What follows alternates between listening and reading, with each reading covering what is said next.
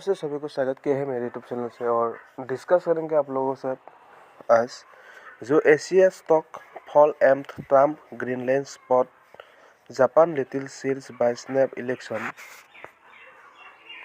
Investing.com most Asian stock fall on Tuesday, extending deep losses from the prior session as investors remain on edge over US President Donald Trump's demands from the Greenland. Japanese share snuck even as Prime Minister Sanae Takaichi said she will dissolve parliament on Friday and hold a snap election in early February, a move that could herald more fiscal stimulus in the country. A US market holiday on Monday left Asian market with few overnight queues while Trump and his administration continue to push for a US takeover of the Greenland, keeping risk appetite largely subdued.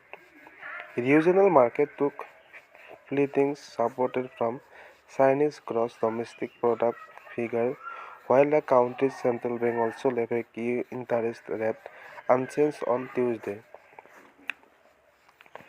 S&P 500 future fell 1% in Asian trade, with investors remaining largely cautious toward US market. Japan Nikkei 2025 fall as Takaichi call from snap call election.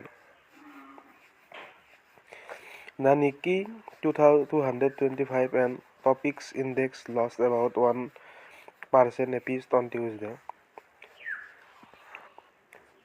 Takaichi said on Monday evening that she will dissolve Japan's lower house this week and hold a snap election on February 8. The election will likely see the Takaichi seek more voter banking for fiscal stimulus, tax cut, and a plan to increase defense spending. While Japanese market had initially sensed the prospect of more fiscal stimulus, doubt emerged over just how Tokyo will fund this increased spending, sparking a sharp sell-down in Japanese government bonds. Japan 10-year crossed 4% and reached their highest level in 27 years on Tuesday. Asian stock spoke by Trump-Greenland spat.